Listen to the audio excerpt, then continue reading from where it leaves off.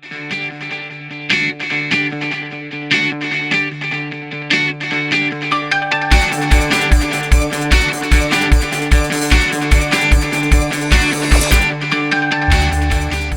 everybody. All right, so I hope you've all had a good Thanksgiving. I actually took the week off because I just felt like it, and so I've had a very lazy week. Ate a lot of food. Hope you've all enjoyed your Thanksgivings as well.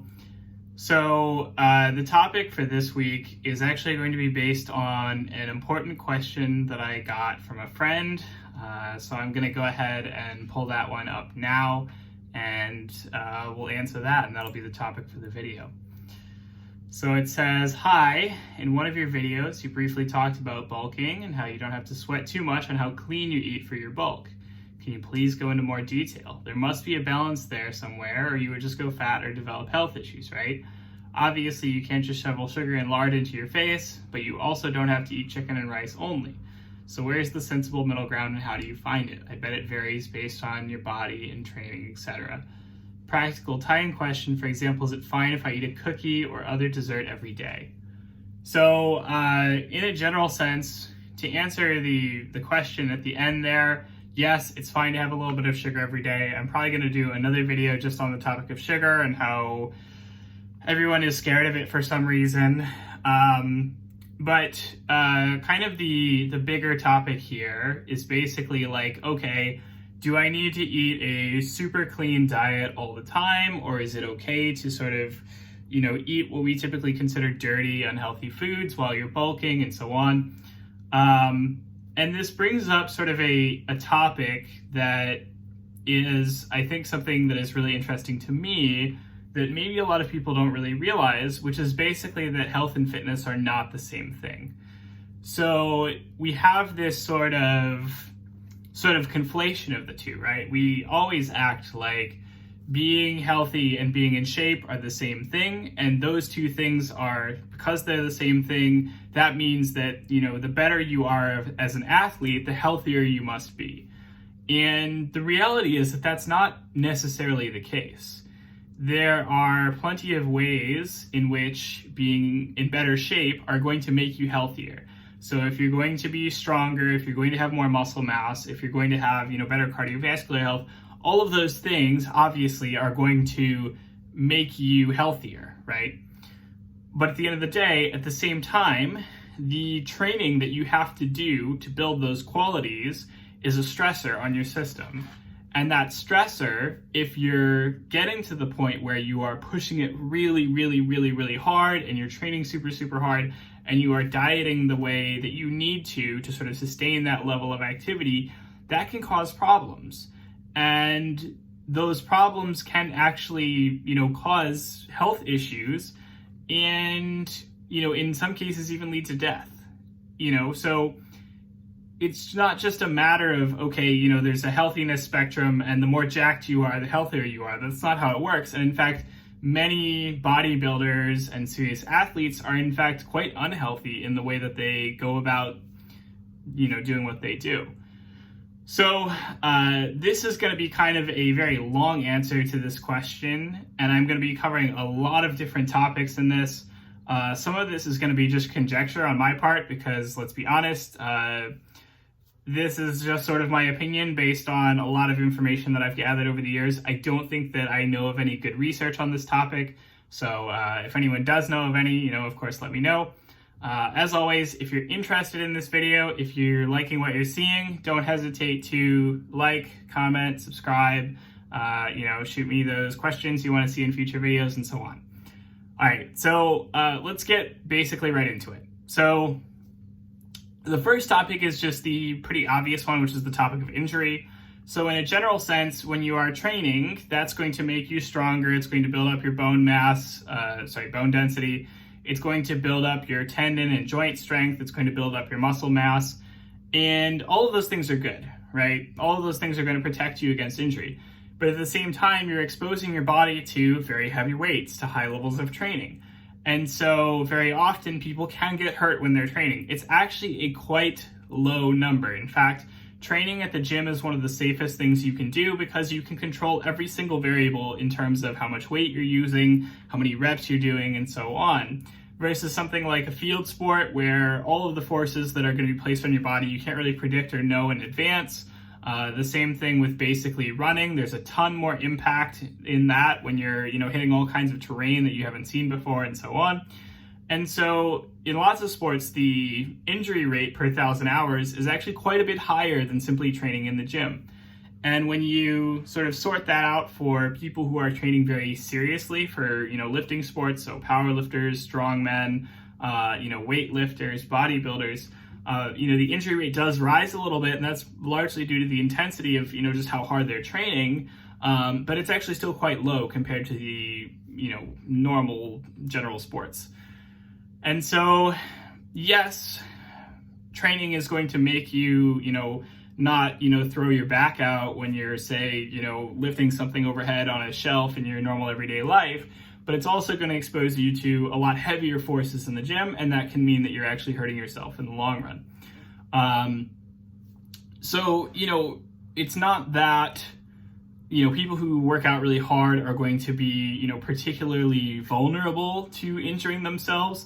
They just sort of expose themselves to the potential for injury a lot more than your average person, even though they are probably more resistant to injury in a general sense. And it's important also to understand that when you're talking injury with, say a strong man who's got, say a several 100-pound stone that he's trying to lift, and maybe he gets bent backwards and the stone crushes him a bit, or, someone who's squatting and they, hurt their leg and they fall down and they get pinned under the bar and they've got, 600, 700, 800 pounds on the bar. Obviously, there's a lot greater potential risk for catastrophic injury, where you're getting trapped under a significant amount of weight. Interestingly enough, though, the bench press is really the one that really kills the most people. And that's just because people are not smart and they don't use a spotter, they don't use spotter arms, and then they get crushed under a bar and then, they can't get out. So the reality is that while there is a greater risk of catastrophic injury in terms of you're dealing with a lot more weight and that can cause a lot more, risk, usually the people who are training with that kind of weight are also smarter about it. So usually when you see a significantly strong powerlifter who's handling a lot of weight, they've got spotters, they've got, contingencies in place so that if something goes wrong, someone can take the bar off them, they can get out of it as soon as, as quickly as possible, and they can reduce that catastrophic risk. So in many cases, the reality is that people don't really hurt themselves too bad, even though there is that greater risk. Now, there's also some less obvious things that can happen. So here is basically athletic heart syndrome. And description here is athletic heart syndrome is a non-pathological condition commonly seen in sports medicine in which the human heart is enlarged and the resting heart rate is lower than normal. So, this is a good thing, right? Like, this is just your heart adapting to handle the amount of activity that you're used to. And, that's pretty good. But at the same time, it can potentially cause issues just because, again, your heart is a little bit different than the average population. And so, you may go to the doctor with a heart issue and they may not recognize right away that your heart is supposed to be larger than normal, and that can cause problems. Basically, this happens most commonly in, I believe, endurance athletes. Here we go. Athletes' heart is common in athletes who routinely exercise more than an hour a day, occurs primarily in endurance athletes, though it can occasionally arise in heavy weight trainers. So, this kind of adaptation happens a lot with people who work out a lot. And again, this is generally a good thing, but it can also potentially be a bit of a bad thing in terms of your long-term health. And there is sort of this story that we hear a lot about how, running can be super bad for your heart in the really, really long term. And it's important to understand that that's not the same thing as saying, all running is bad. Some running, you're going for a run, running for 20, 30 minutes at a time, like probably most of us. You're getting a solid workout in, you're getting your sweat in, and then, you're going home, boom, that's it. That kind of running is fine for your heart. It's going to be a good thing. It's not going to be a problem.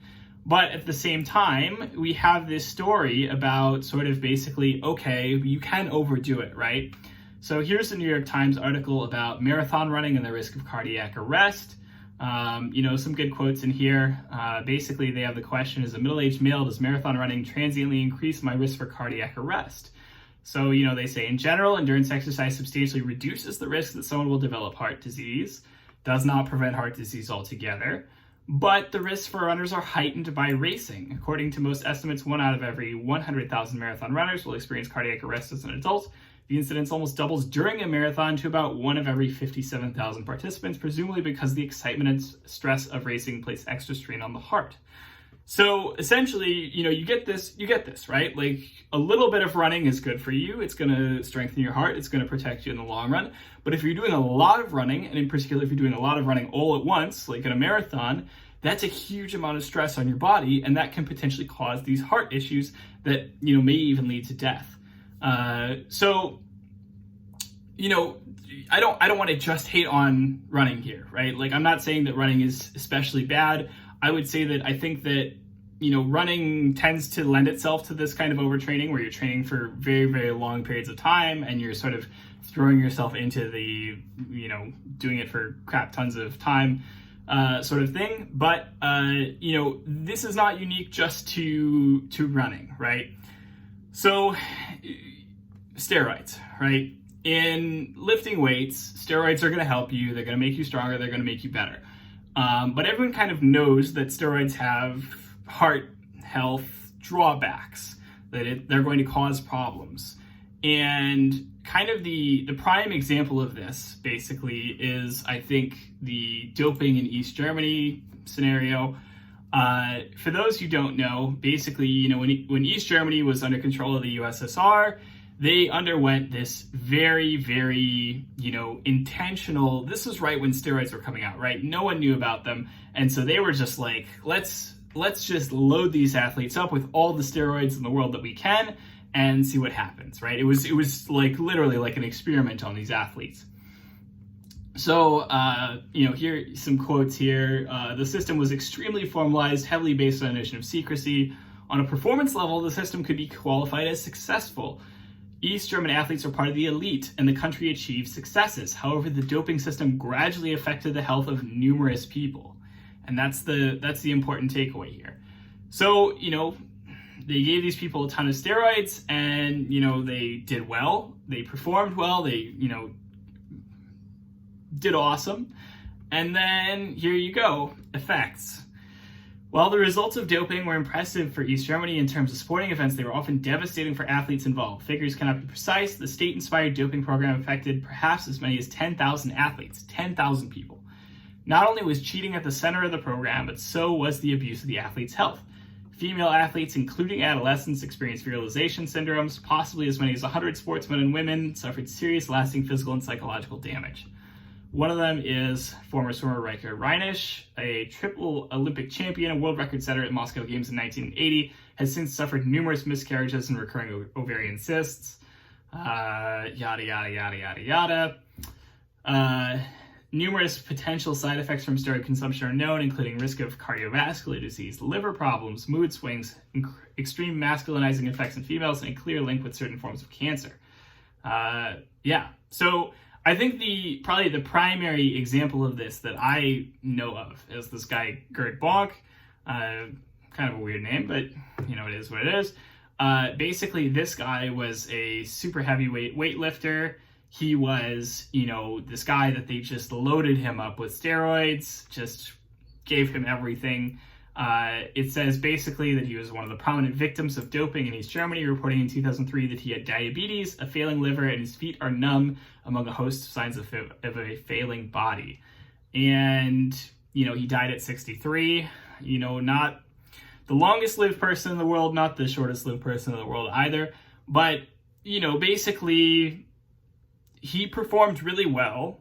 And the steroids caused this host of problems in the long run, and he probably died a bit earlier because of it. Now, in some cases, it's a chicken or the egg thing, I think, personally, which is that, yes, these steroids are going to cause health problems. And I think in some cases, these health problems are caused not necessarily by the steroids themselves, but because they allow you to train harder. And when you train harder, you put that greater stress on your body. And when you put that greater stress on your body, that's when you open it up to problems where you can have things like heart attacks, where you can have, just these long-term health problems that arise in part because you are training so hard and you are provoking such a huge amount of stress on your body that you wouldn't be able to do if you didn't have the steroids. That your body is not designed to be optimized for performing in this sense.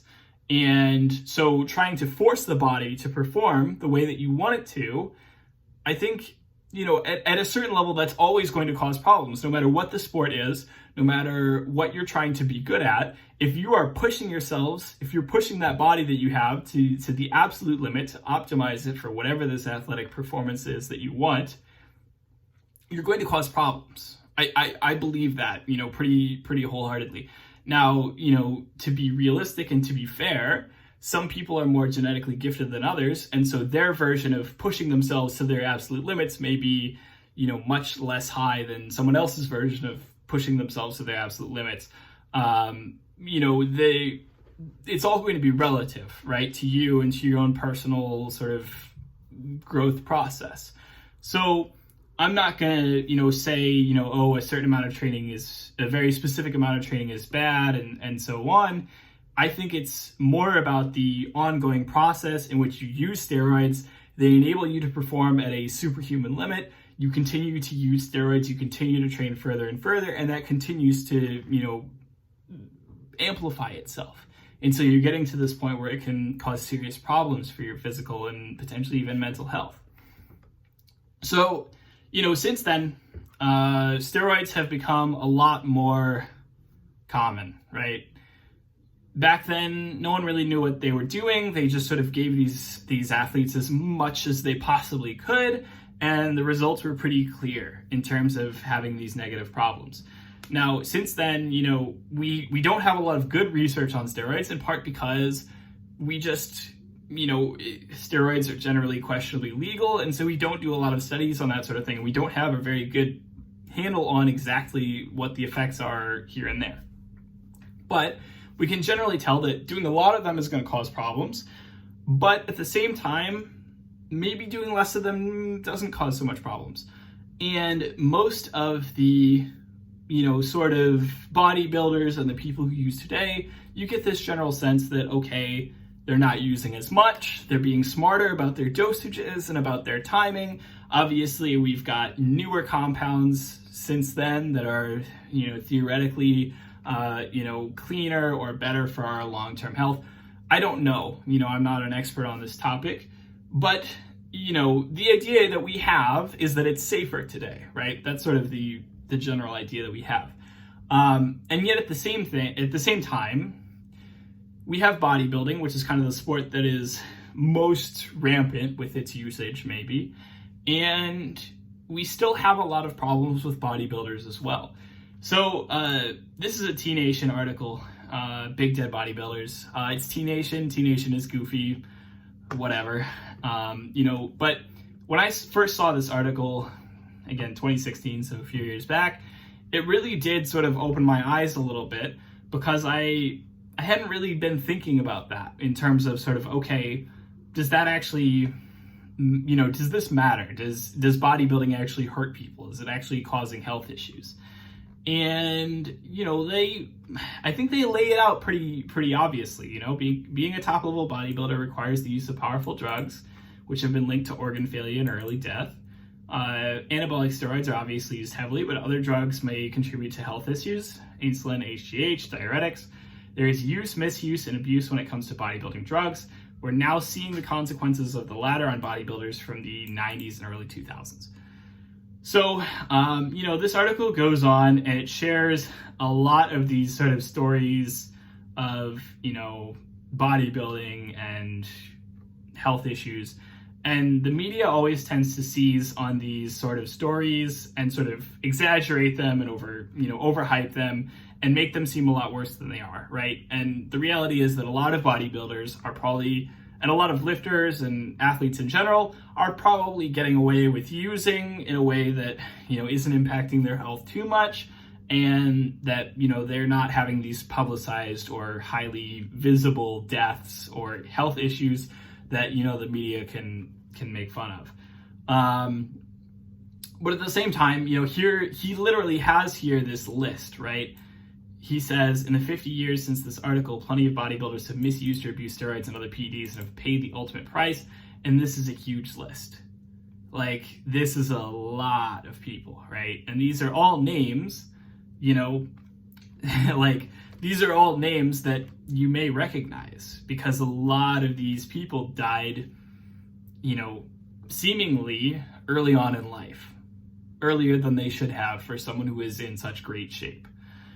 And then they have another list. This is a list of, guys who have backed off, right? So they started having serious health issues and they realized that they could not continue at the same level that they were doing. And again, there are some pretty big names on here. The one that sticks out to me the most is Flex Wheeler. Flex Wheeler, amazing bodybuilder, second place at the Olympia a bunch. And then he had kidney failure and officially retired in 2000, age 35. He still competes, as I understand, he's still sort of, partly in the iron game, but he had to pull back from competing at the same level. And, and there's plenty of other stories of this too, right? Like, it's not even just this article. So we've had plenty of these big online bodybuilders that we are becoming sort of the new big popular thing. So everyone remembers Rich Piana, who was, kind of that, that big, the 1% guy on YouTube. There used to be so many memes about him. And he died pretty recently at the age of 46. He looks like he's in great shape. He's pretty jacked. But he was also not very, he was pretty open about his usage, and he was sort of open about sort of his sort of do what it takes to win sort of attitude. And, he had a pretty, early death. Another one that, people will probably remember is Ziz. So for those of you who don't know, maybe a bit younger, Ziz was sort of the hot crap in the early 2000s. He was a super young guy who just, really pioneered the idea of sort of aesthetics and being shredded, and the early, like when I was starting off, like, man, that was everything was just Ziz quotes and Ziz videos and all this dumb stuff. And he's, kind of not that smart of a guy, whatever, but, people found him motivating. He was kind of the early internet fitness celebrity. And then he had a heart attack at the age of 22. Basically, as I understand, they discovered, some sort of congenital heart defect that they didn't know about, and I guess his family had a history of heart issues. Was that heart attack, say, caused by his training? I don't know. It certainly could have complicated things. People generally don't die that young, and so you sort of see this pattern, right, where people die a young death after being super, super big into fitness. And it does raise some questions. It does say, okay, well, you've been doing this for a long time. You've been doing it really hard. Maybe you're using steroids. Maybe that's contributing to it. But you do get this sense that, that the training did in some way contribute to these things. So, to kind of continue on to sort of the topic of diet, which is how this all kicked off in the first place, diet is another major way in which health and fitness are not the same thing, in which people tend to conflate it all the time. A generally healthy diet is pretty simple. You have enough protein to sustain your current level of muscle mass. You're getting plenty of fiber, fruits and veggies. You're getting enough energy through your fats and your carbs to fuel your current activity level without, gaining or losing weight, because your body just sort of likes to stay at the same weight. That's a pretty simple answer. That's a pretty simple answer in terms of, what a healthy diet looks like. And there's so many different ways to meet that. And there's so many different, sort of philosophies about hitting that point. But the reality is that that's sort of what matters the most, is those nutrients and those sort of proportions. And so when you're trying to get big, when you're trying to build muscle mass, what you are doing is you are literally overfeeding yourself. You are literally eating more than you need to in order to add weight, in order to build muscle mass. And that causes issues. That can cause blood pressure issues. That can cause issues just in terms of gaining weight. And then you do the same thing in reverse on the way back down, where you're basically starving your body. You're putting yourself in a purposeful state of malnourishment in order to lose weight, to cut off that fat mass, and to, get back to, sort of an ideal, weight so that you can be as shredded as possible. And this causes problems because basically, the larger your body mass is, the more your heart has to work to sort of get oxygen to all of your muscles. And so, basically, in a general sense, these super heavyweight lifters, they have typically stuff with heart issues, they have blood pressure issues, some of them have sleep issues like sleep apnea. And that's in part caused by all the weight that they put on in order to, be able to perform at that level.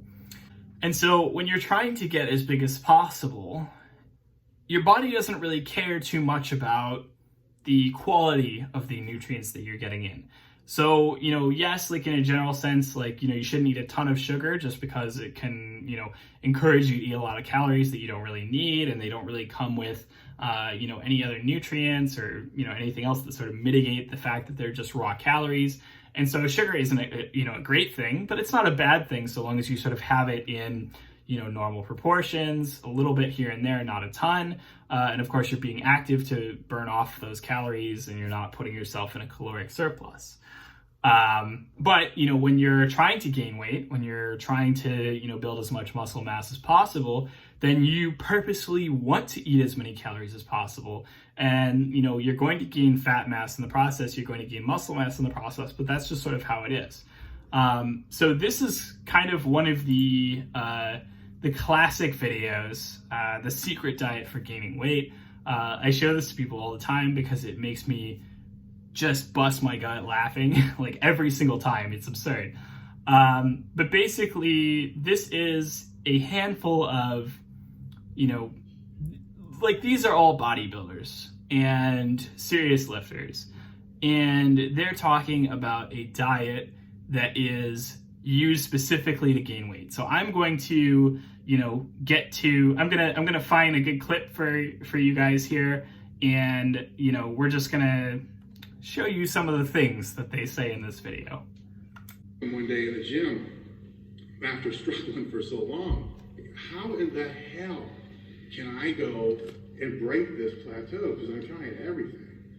And he didn't give me the answers like, well, you didn't increase your calories. He just, Dave, I've never told you the JM bulking secret, have I?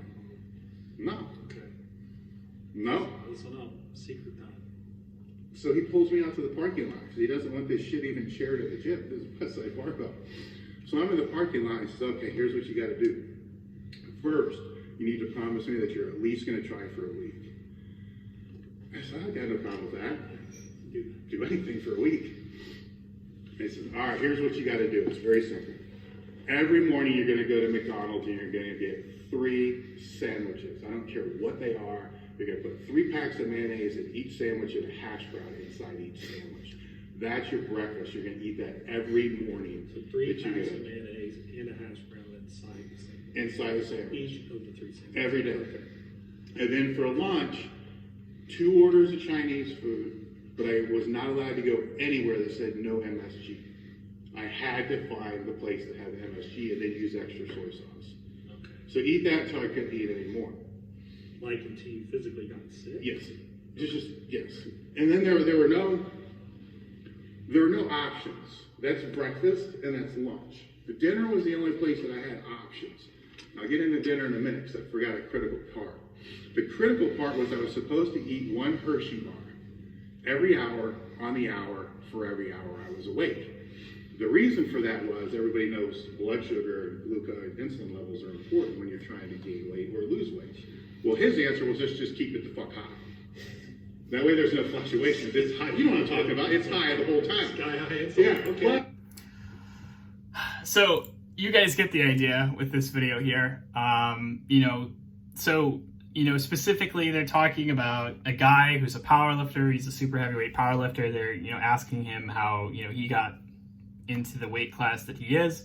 And the video, again, it starts off, they're saying, get 3 McDonald's sandwiches every morning, hash browns, mayo. For lunch, you're going to have, a bunch of Chinese food. Every hour, you're going to stuff a Hershey's bar into your mouth. And then the bit is that, for dinner, it's like you eat pizza, but you eat a little bit more pizza each day or whatever. And then like for dessert, you just like have a crap ton of ice cream and you slather it with like, your chocolate sauce and everything else. The idea here is, this is getting big at any cost, right? And when you get to a certain weight class, this is how a lot of guys eat. I will be honest.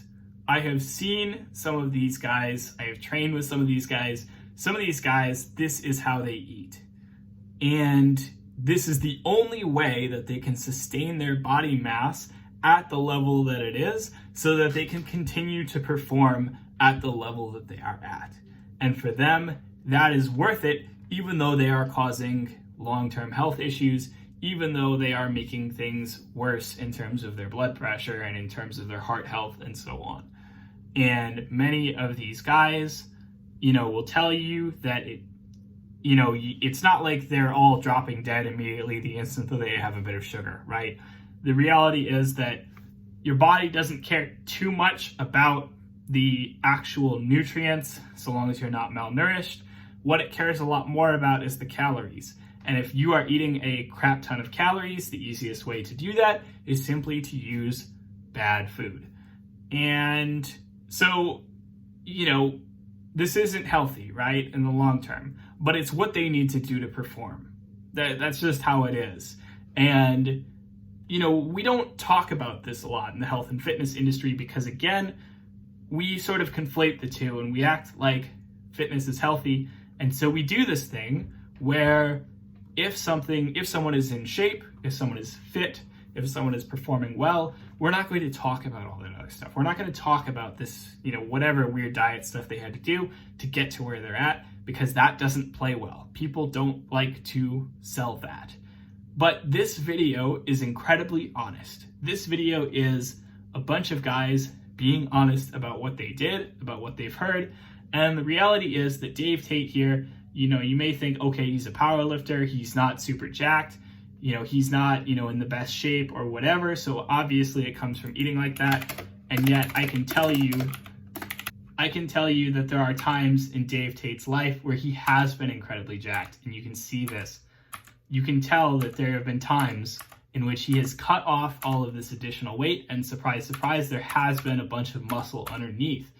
And the reality is that it's not, it's not an either or thing. It's not like you either eat healthy and you build a bunch of muscle, or you eat poorly and you build a bunch of fat. The reality is that no matter what you do, you're going to build both muscle and fat, and it is the process of being in that caloric surplus that is going to put you in a place where you have a bunch of excess fat, and it may not, look like you're super muscular, but then when you cut down to the point where you are muscular and where you are leaner, then all that muscle is going to become apparent. And so, this is the reality of things, is that in some cases, the diet that is required is just very different than the diet that would be healthy.